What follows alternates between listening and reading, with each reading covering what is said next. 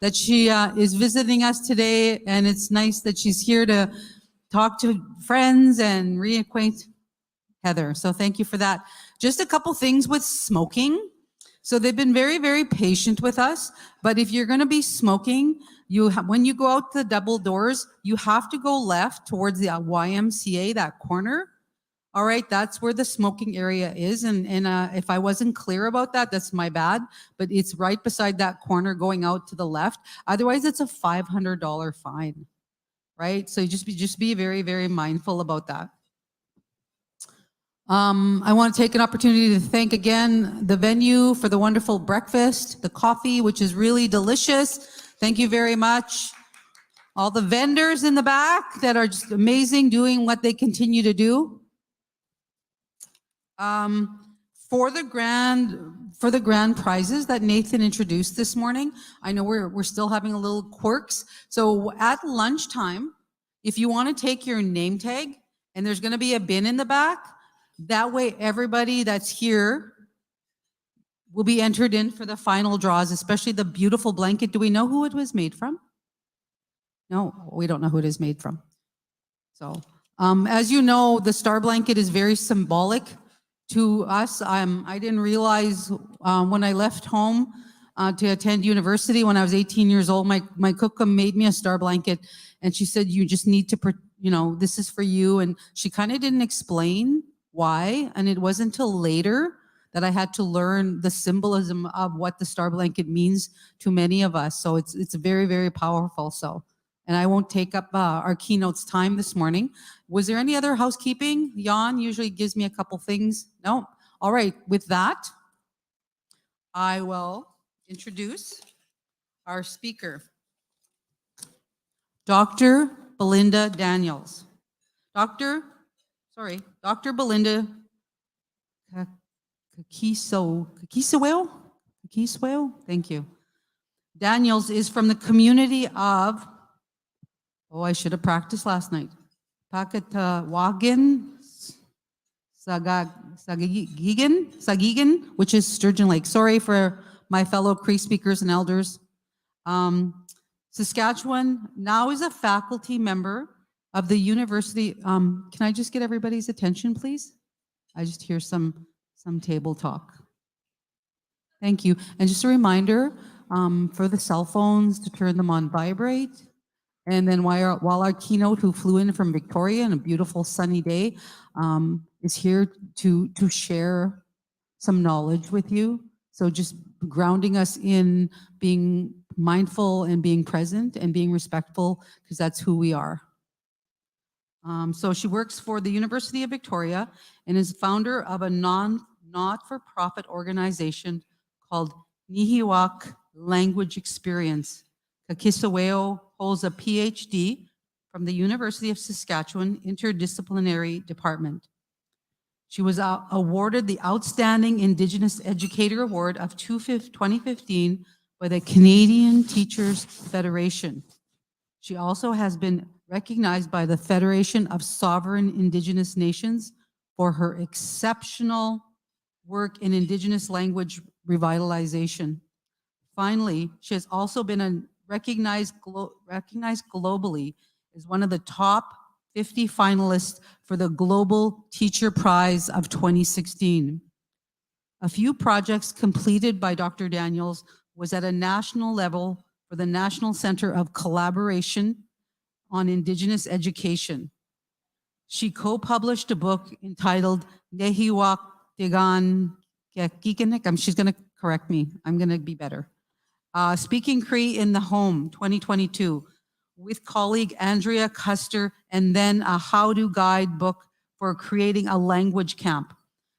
Belinda is in midst of co-authoring another book on the topic of learning survival phases for immersion settings in Indigenous language. FEL Canada, the Canadian Modern Languages Editorial Board, and is a collaborator and researcher for Netalanu, and sits on the Canadian Commission for UNESCO, focusing on the decades of Indigenous languages.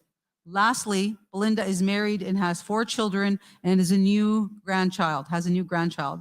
Kakisaweo is grateful to be a visitor to island of Victoria, where she lives and works. With that, we'll celebrate and bring up our guest speaker this morning, Dr. Belinda Daniels. Thank you. Thank you. Hi, hi. Kanaskumten. Thanks. Hi, hi.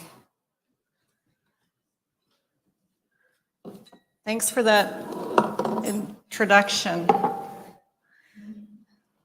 So with that, kita tamskat in a while. Tapway ni mi waiting. Ipi tutiak uta I ayayan. Mga namoya jiskwa. Takayao with anuts. Victoria, it's been pretty warm and I've been becoming very acclimatized. So anyhow,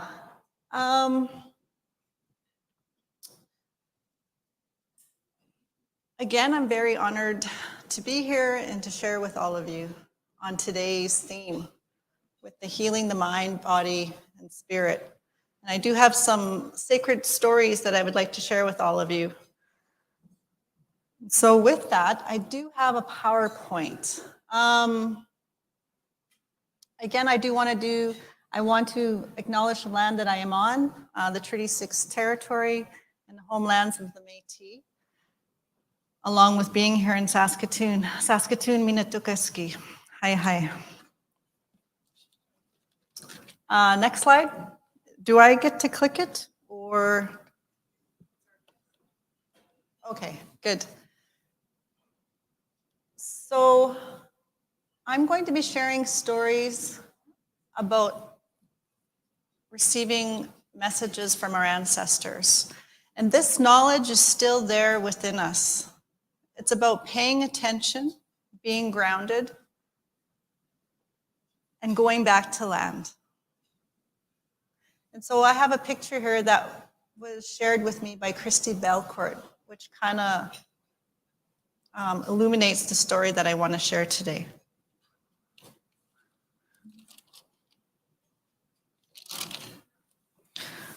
Next slide.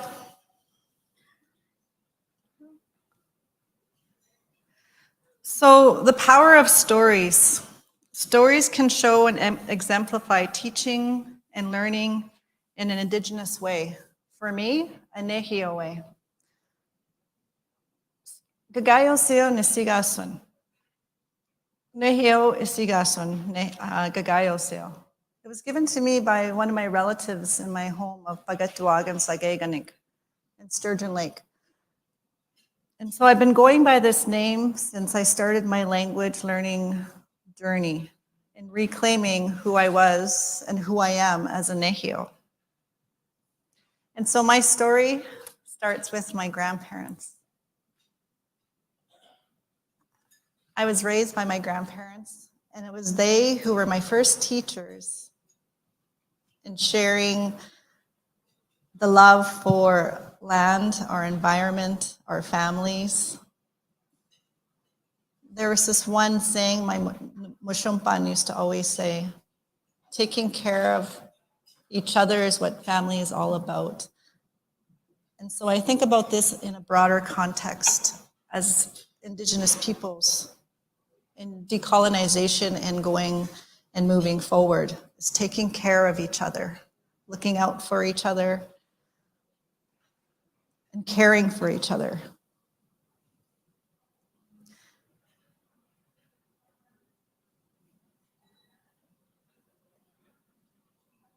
So my next slide. And so my first story starts in this way. We often think that we are in charge of our own life, but actually our lives have been carved out before us, before we were even born. And when we're born, we accept this life journey that we're on.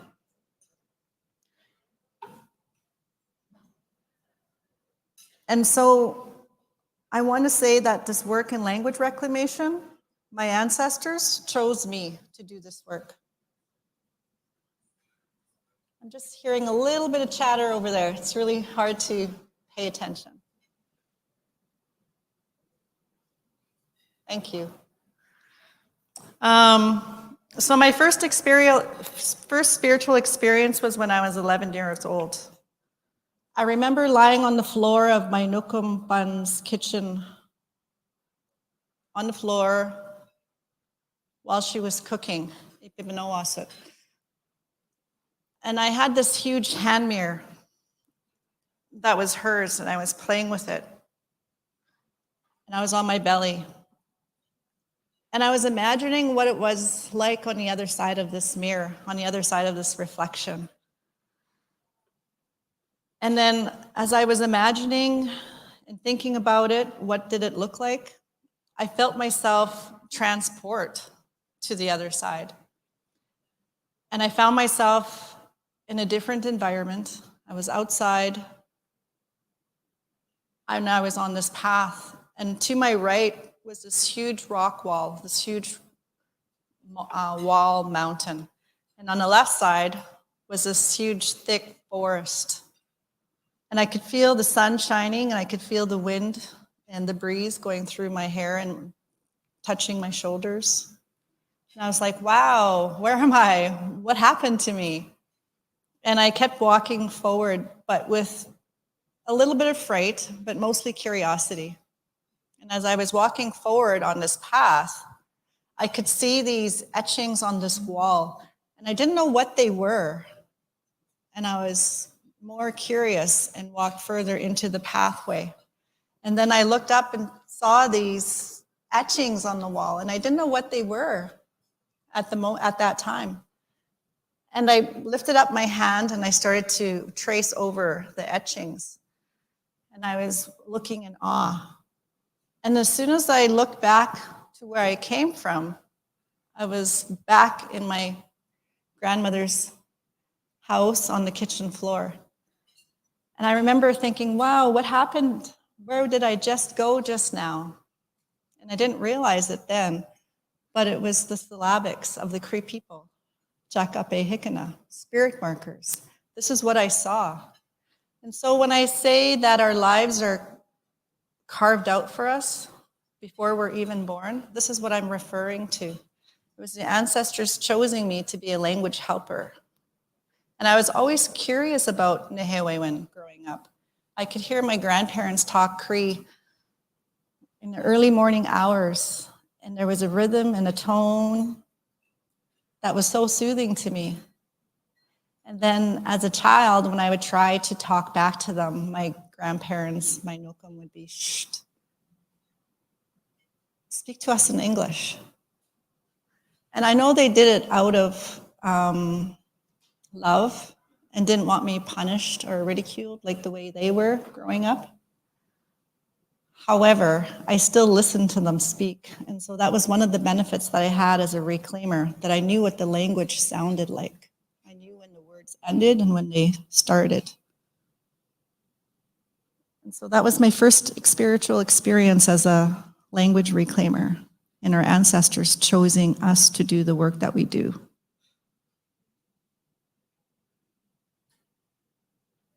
That's a picture of my grandma in the house that I grew up in. And so my first teachers, as I said, were my grandparents. We spent a lot of time outdoors. I watched my grandparents growing up, and they showed me good work ethics, waking up early, honoring the sun, meditating, praying, being thankful for the day. And those are moments that I cherish, that I try to show my own children and my students when I was a teacher, and share that now as a professor with new teachers. And so this idea of my grandparents being my first teachers, and then land was my second teacher. Learning with the land and on the land. There's a saying that my grandpa used to say in regards to, I was born here and I will die here. And that was his way of saying that we have about what I think is what I am. And that's what he was referring to. I was born here and I will die here. Meaning that we come from the land, we are the land, and will return to the land. And that is what that was about. And so I carried those experiences with me when I moved into the city. I moved to Saskatoon when I was 15 years old to start high school for grade 10, 11, and 12. And it was my first experience being in a city. And I've never realized what being poor was about or what racism was. And it took me a while to orient myself to city life. So my first year of high school in grade 10, I failed like every class.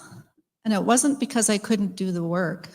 It was because my body, my spirit, my way of orienting myself was just trying to connect with city life. And then in my second year of trying grade 10 again, I was more successful, along with grade 11 and then grade 12. And I was one of the first graduates in my family.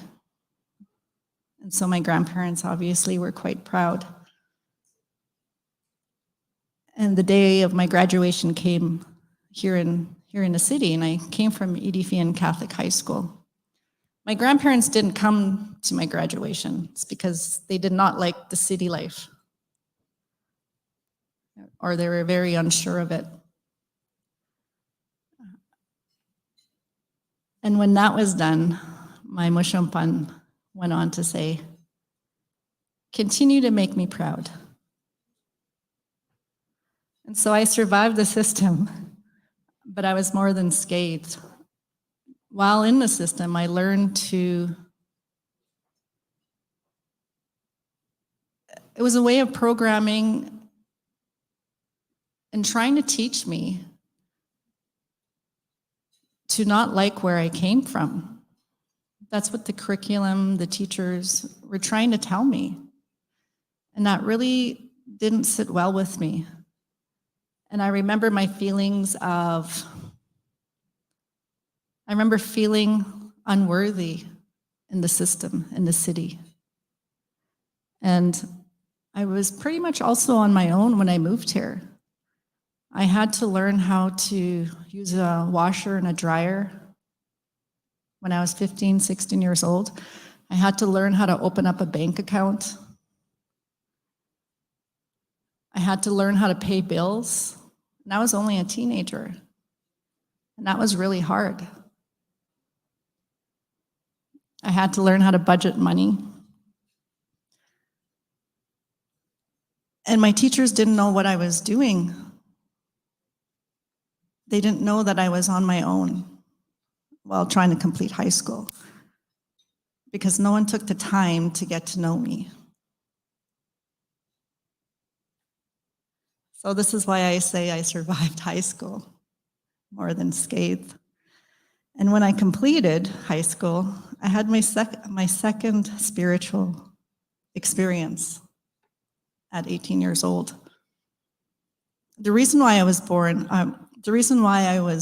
raised by my grandparents was my mother passed away when I was 4 years old. And my father was always around, but it was my grandparents who raised me. And so after high school graduation, I remember laying in my room and my feet facing the north and my head to the south. And it was sometime in the middle of the morning, just before the sun's coming up. I was awakened by this light at the end of my bed, at the foot of my bed, and it was just hovering there. And this light was like a matchlight, and it grew and grew and grew to a full-size human being, like a silhouette of a human shape. And it was a light being. And this light being spoke to me, but not with its words, not with our mouths, but through like my mind. And I was like freaked out and I was afraid. And I was like shaking and wanting to jump out of bed. But the more I moved and the more I tried to shake out of it, the more I was frozen. My body became frozen. And then this light being spoke to me and said, Belinda, don't be afraid. Don't be afraid because I've come to give you a message. And then as soon as I understood that, the fear in my body began to dissipate. And what was filling it was this incredible feeling of love. Like this incredible feeling of love that I've never ever felt before until then. And it just went through my body and I was radiating like with this tremendous feeling of love and joy. And I was thinking to myself, like, this is amazing, just this feeling. And this light being went on to say, so I've come to give you a message. And I was like, a message? A message from who? And he goes, you know who the message is from. And so the message was from my mother. And I was like, well, why couldn't my mother come herself? And he was this light being was talking about these different planes of like existence or dimensions, and that she couldn't come to this lower level of reality of existence that we live in. Because she's been gone for so long, it was hard to come back to this low vibration. And then I was like, oh, wow, okay. And he goes, well, the message is that your mother has always been watching over you. And whenever you needed her, she was always there. So our past loved ones, we think they're gone, but they're not. They're only actually this far away. And you can ask them for anything that is good for you. And then so I just laid in my bed and I was like weeping and crying for joy. And as I was in this incredible state of love and joy with tears running down my face, the light being went on to say, so we want you to do something for us. And I was like, what is that? We want you to guide your brothers and your sisters. And I was like, what? We want you to guide your brothers and your sisters. And then I was like, okay, like, how do I do that? And the light being goes, just keep doing what you're doing. And we also want you to watch out for some specific people. So this light being was telling me that I needed to watch out for my first cousins who I was raised with. There's 3 others that my grandparents also raised, along with their 9 kids. They went on to raise 4 more of us. And they said, so watch out and keep an eye on for like my cousin Lyle. Watch out and keep an eye on your sister Carol. And your brother, your other brother, Adrian, who we call Wapas. And I was like, okay, I can do that. And they said, because they're going to have a hard time. So be there for them.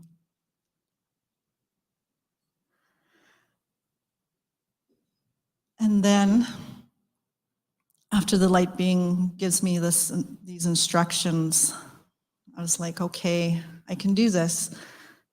And this light being, again, hovering on top of my bed, began to dissipate back into that tiny little flame like a matchlight, and poof, it was gone. So I always remember that. And I write about that in my dissertation to share with others, to share with other teachers who go on to read my work. That whenever we think we're alone, we're actually not. And so that was my second spiritual experience. And I share that all the time. So I'm sharing it with you now.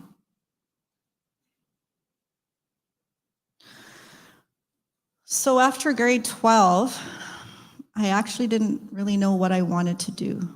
No one actually really said, you can go on and change the world. I actually had to do that kind of experientially. So I went on to business college and I got a job with the Catholic School Board. This is where the journey of my education takes place.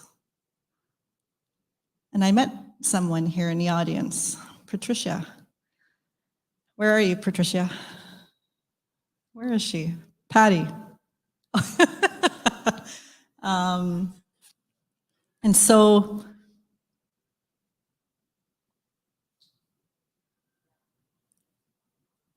my first experience with education, I was actually a clerical secretary for Jodaket, now Oskayak High School. And this is where I had my 2 babies.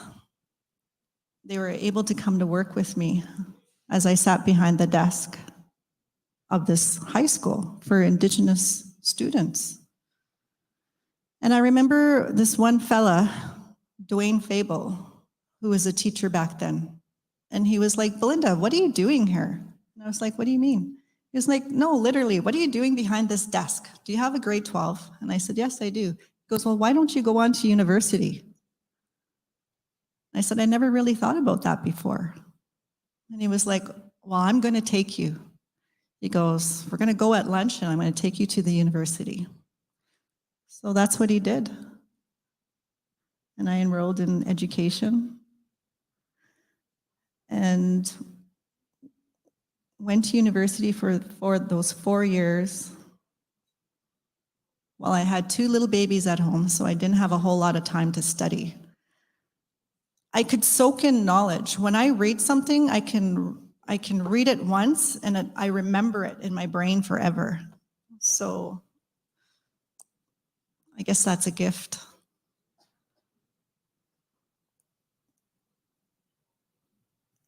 And Dwayne became principal of that school. And then he allowed me to work part-time, bring my babies to that school because there is a daycare downstairs, and attend university.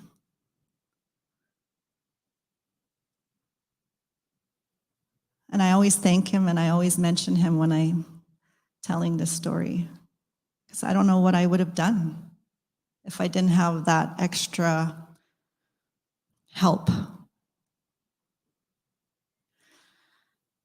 And so then I went on to teach. And then it was in my second year of teaching high school. I was like, something's still not sitting right.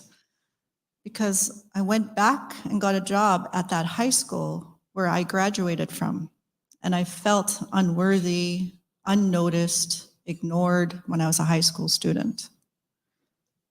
And full circle, I go back to that school. And I was thinking, what kind of teacher do I want to be? I want what I didn't have. And that's what I became. I became that person, that adult that my Indigenous students wanted.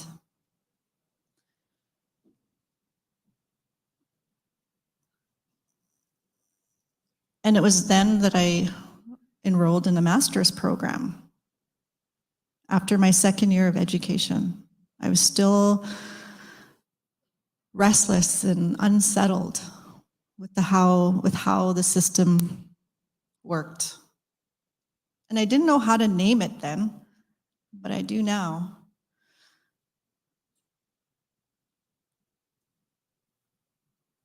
And then for my master's project, you have to come up with your own question and something that you want to find out.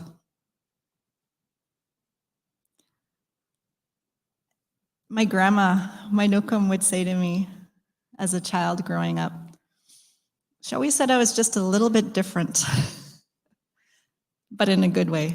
She'd say like, Newsom, you ask questions that no one ever wants to know. That's how come I know you're smart. And I was like, okay. And so that's kind of what higher education is about, asking questions that nobody has the answers to. And so this was my question back in the day. What does it mean to speak from a Nehio worldview, from a Nehio perspective?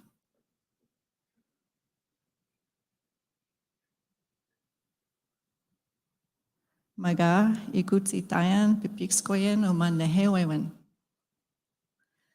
Namoya kwesk pipikskoyen. Maga I try dapto gisagaw.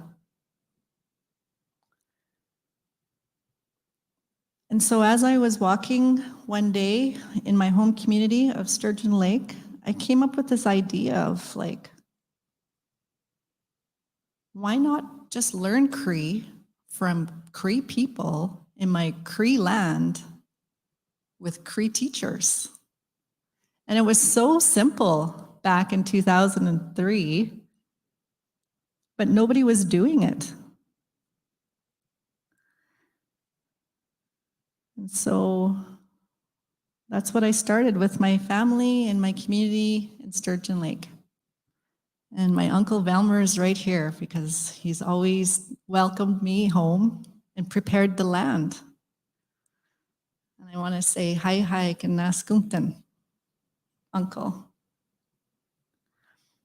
who's listening to me right now today, telling the story for the first time. And he's over there, and he's quite shy. And so I've been doing these Nehiyawak language immersion camps for 18 summers. For 18 years, I go back home and I do this. And it's out of love and it's out of passion. And if you have a passion and a love for something, that is your gift. That is your gift from the ancestors. Take it and run with it and go with that. Because that gift that I had for the language, it has taken care of me. It has taken me all over the world. It's taken to me like audiences just like you who want to reclaim who they are as Indigenous peoples. And so, Kitwam, Nanaskamun, Nehio, Achak. So I'm very grateful. And I say that every morning. And so this was a dream I had when I was 31 years old. And that's my home community. There was no book or no guide to do this. It was purely done by instinct and intuition, how to roll this out. I was taking chances. I was being courageous. I was making mistakes. And I still make mistakes.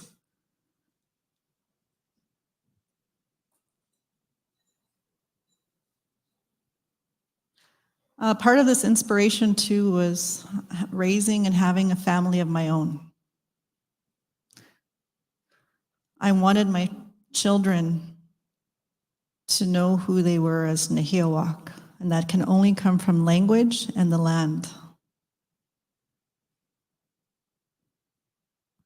So my work in education, Okiskin Wahama Geonia, has been my most compelling work because I'm trying to live a Nehio life. Ikakwe Nehio Pamatsian. This was my first class as I was the lead at the time for St. Francis Cree bilingual program. These guys are now done high school.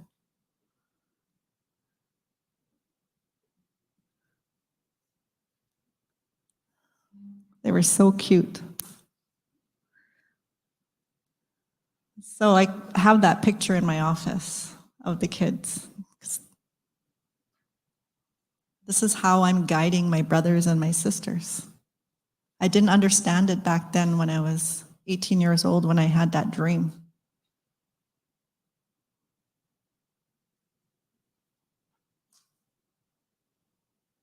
And I've always loved and still love the outdoors. So fast forward, after I completed my master's degree, I went on to teach for another 10 years or so. Started the language camps. And then I started a PhD.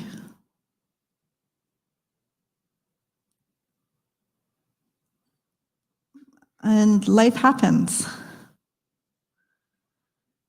My Nukum Pan passed away during the middle of my studies.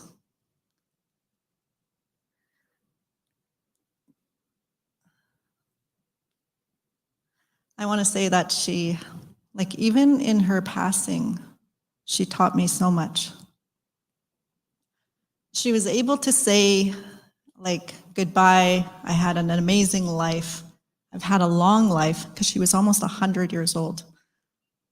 I raised my 9 children, raised 4 more. And I've seen so much change in my lifetime. From horse and buggy to these cars that can drive by themselves, to having no telephone, to having these tiny little phones that she didn't know how to operate.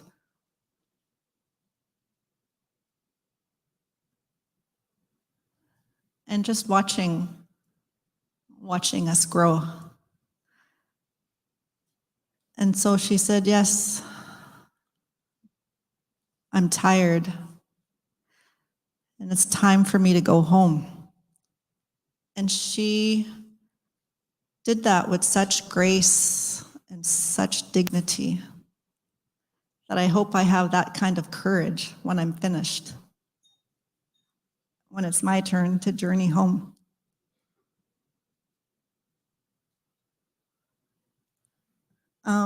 And so I kind of like struggled during this transition into like higher education. I was also separating and divorcing from my first husband, and life was hard. It was like, it was a struggle, trying to work, raise children, go to school. And I remember feeling like so alone and so empty and depressed that it was hard to get out of bed sometimes. And again, I remember at my ancestors intersecting. And they came to me, and I had these 2 big faces, 2 big heads above me in a dream. And again, it's so distinct and so vivid. They were speaking to each other about me, saying, oh, Gagayoseo lost her way. She's not talking to us. She's not speaking to us.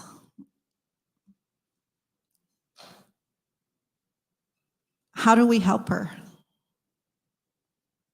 And sometimes they were speaking Cree to each other and looking at me.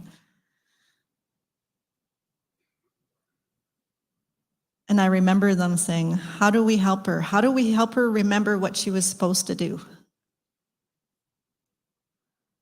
And just in that dream, them coming to me and talking to me, and telling me that I needed to remember what I was meant to do, pulled me out of that sadness.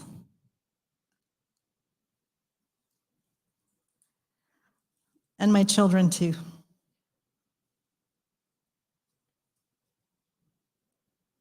So that was another spiritual experience I had.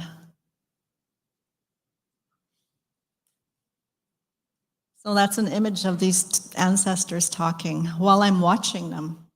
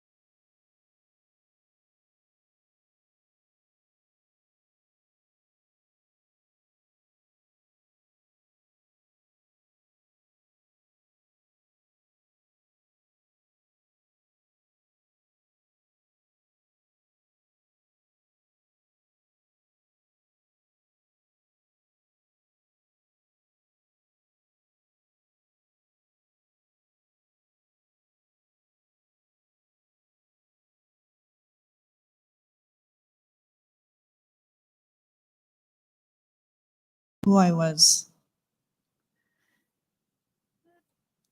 And Peter also says it so nicely in this little snippet of a video. I wonder if I can play it. Or here we go. With all the styles of teaching there listed, it's not just those as instructional moments, it's the entwined experience of the day where all those learnings mingle in your mind and mingle in your lived time there, that they form deeper and layered understandings and learnings. So you're not just learning words, you're actually engaging with people and repeating the experience or coming back to it later in the day or the next day. That makes it a permanent encounter, and learning happens that way.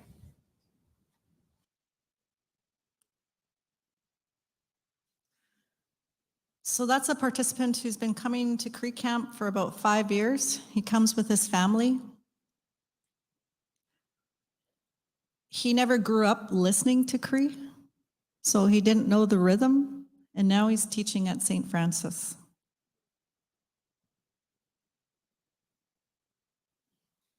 So that's success. That's what success looks like.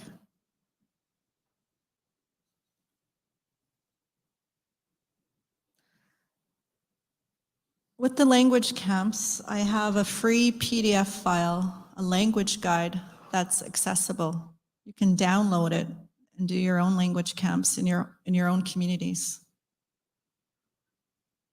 There's the website for it.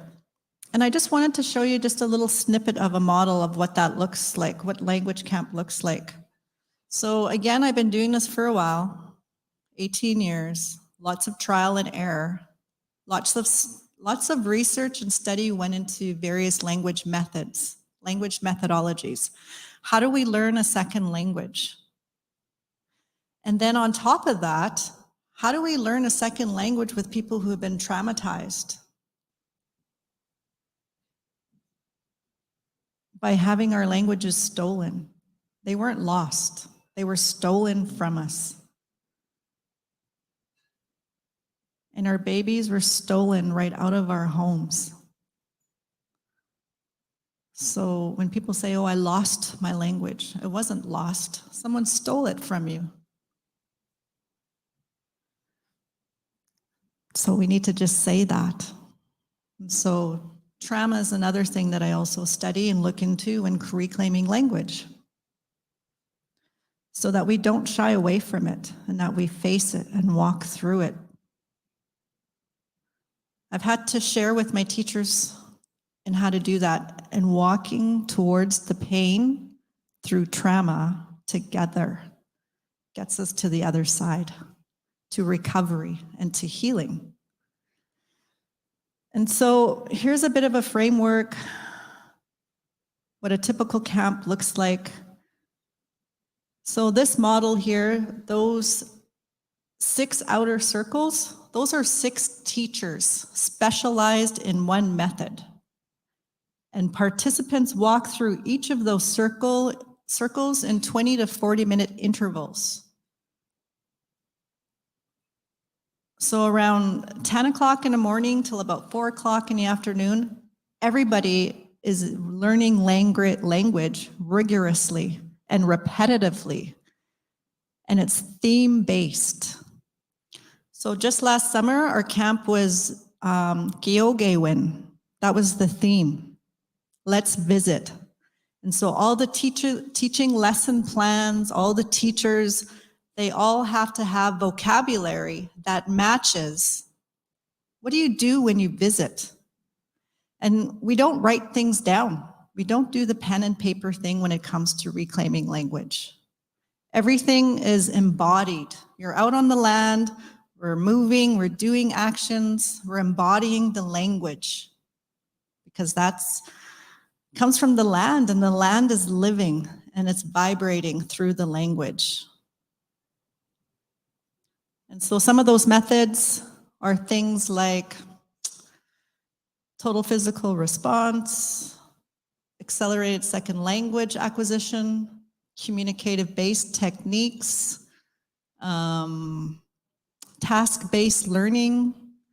We also have memory games and storytelling, all in the language. And it's not like scheduled or anything. We go with the beat of the people, the rhythm of the people, the rhythm of the land and the weather. And when people are tired, and we can tell, we kind of like just end the rigorous classes, and then we have a break. And then we come back in the evening and do something else.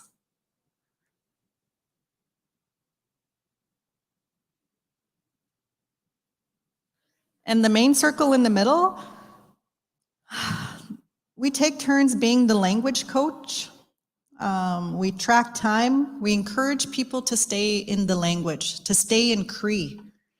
And last summer, we had rewards for the teachers who stayed in the language, because English is so easy to fall into, that it's a dominant bully language. So to stay in the Cree language, we have incentives for people who just speak Cree. And so for me, the longest that I've ever been able to stay in the language is 7 hours, like 7 hours just in Cree. And my mind just explodes. It's like a natural drug. I don't know what to call it. Dopamine? That's what it feels like. And to have this different perception and perspective in relating to the world, it's mind-blowing. And formal education just doesn't know that pedagogy just yet, that way of teaching. But this is where we practice it.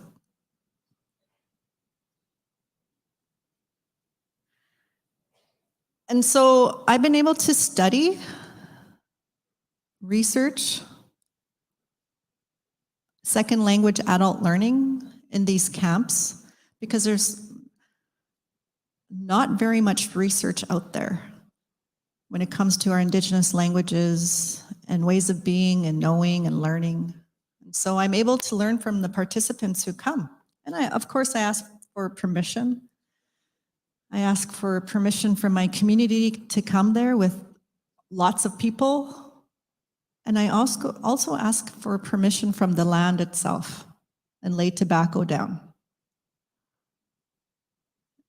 And ask the ancestors to make this a safe place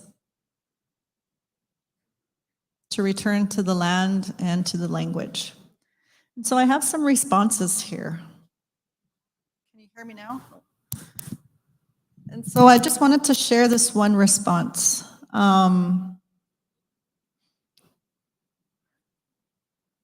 What this week makes possible is profound, is what one participant says. Cultural, spiritual, emotional growth through the language reclamation within a natural environment and safe space. This camp carves out a decolonized space where our Nehio values can be expressed and thrive. It is a precious experience and a welcome respite to recover and heal, since so many of us work in spaces and places where we're actively pushing up against the structures and impacts of colonization. I have lots of those responses. I have lots of research in that kind of response where participants, learners, people who are reclaiming their language say that language is healing. It's good medicine.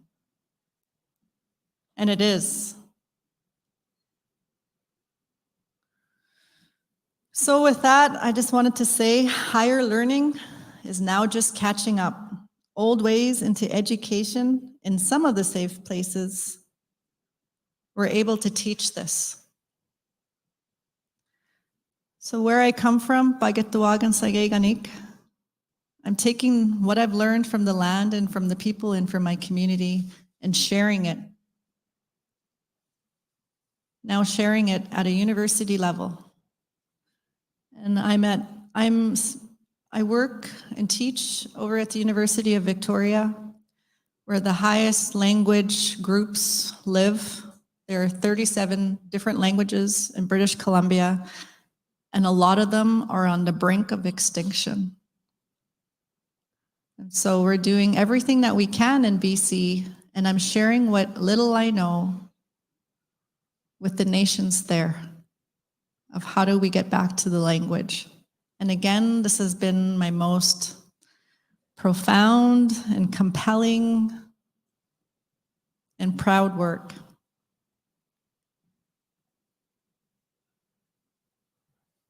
And that's all that I have for today. Hi.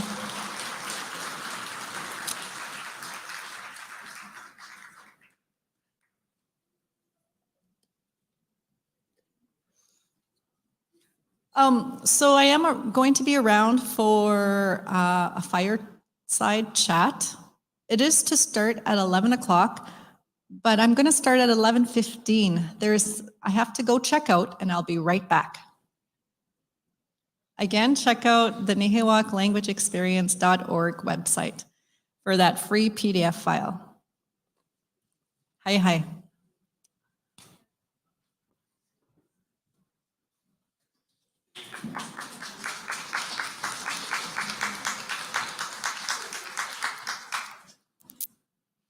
Thank you very much, Dr. Daniels. Just wonderful work. I can see myself at the camp. So do you have information? Are you going to share that if teachers want to attend? If maybe we could have that information shared, because I think that's the best way, is immersion on the land, because the land is our relative, and the land heals us as well. And what a safe space to be able to reignite our learning, because I don't think our language is inside of us. I was raised by my grandmother, and I also lost my mother when I was 7. And so that language is in us. We just have to give it space to be able to come out of us. And thank you for sharing that. Before we go into sessions, English River, Murray Black and English River, if you can stand, please. I believe they want to sing happy birthday to Sheena. So let's all give Sheena a happy birthday. All right, Murray, you're leading.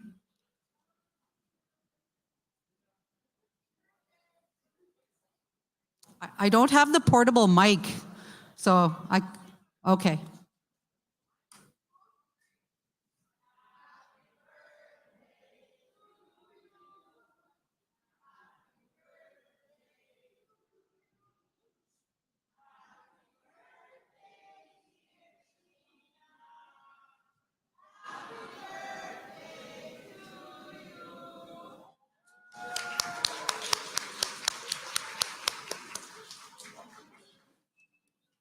What a wonderful day.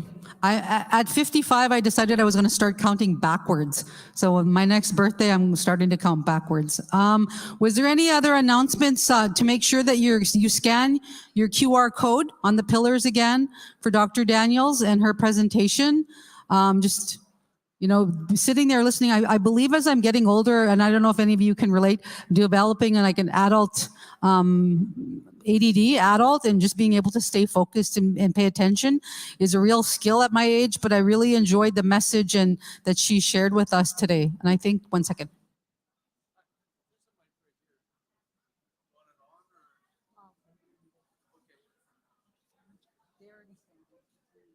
Okay, and just a reminder, for those of you that are going to be going out to smoke by the YMCA by the corner, making sure you keep your name tags for sure till lunchtime. And then at lunchtime, we will put everything in a big bin. And then I know Nathan did some draws this morning already, so we'll be doing more draws later. Lisa, is there anything else? Housekeeping?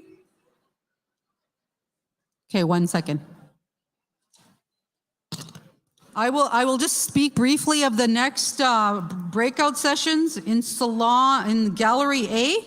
We have Cecilia DeChambeau.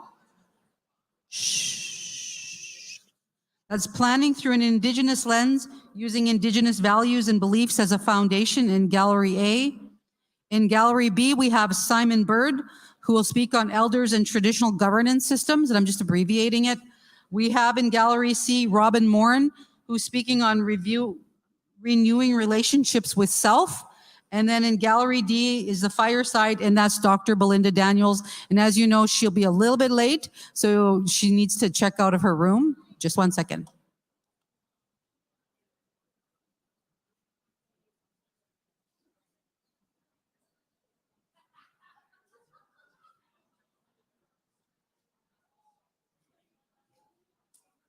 Okay, so I just heard from Ogamau, and there'll be no more paper copies of session evaluations. You must use the QR codes. All right, they have a huge number of gifts, and they're gonna have to be able to, they wanna make sure they leave with a lighter load than when they arrived. All right, so making sure that you continue to do that. And reminder, your name tags, please keep them when you're in the building or entering and leaving the building, as well as have a wonderful morning and yeah, enjoy yourself. Hi, hi.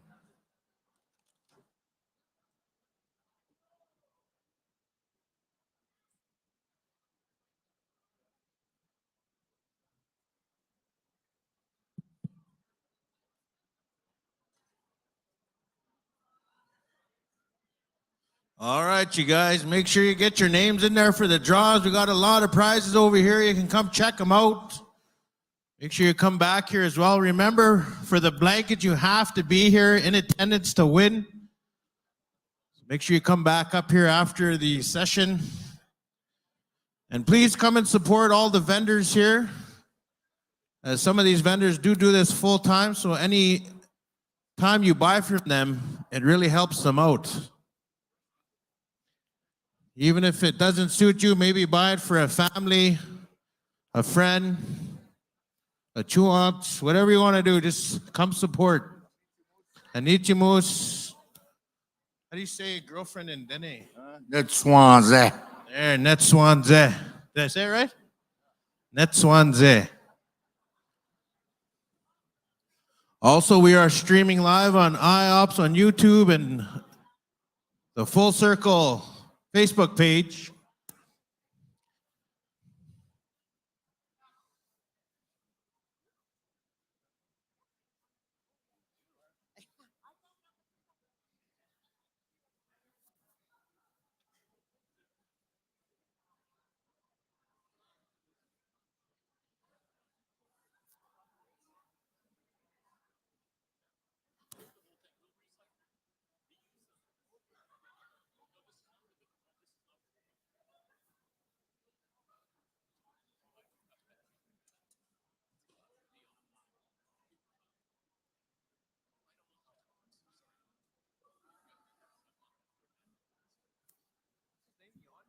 Not you. Hold on, just go ahead.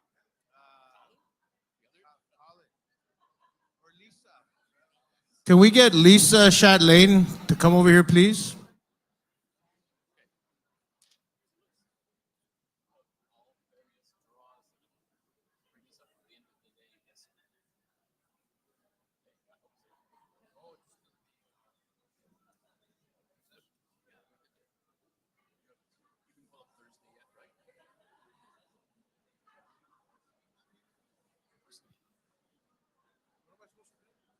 We're just starting. We're everywhere. Hold on. We're working on the information. I got to do the next step.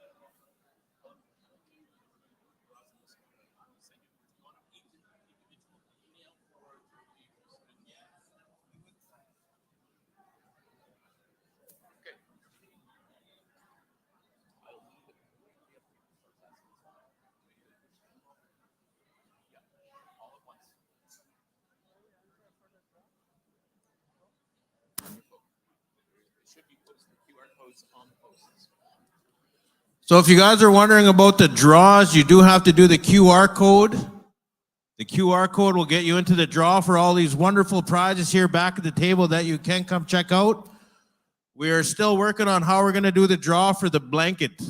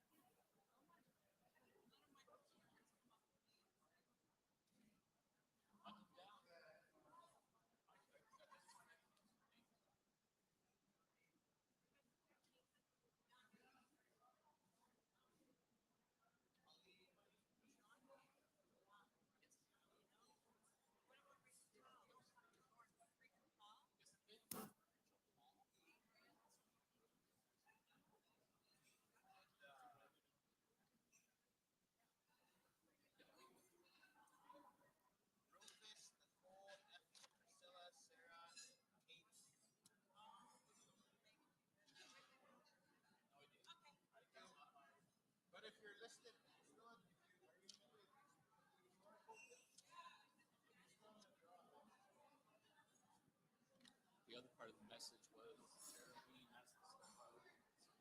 Basically, emceeing whenever. And that's mostly this list.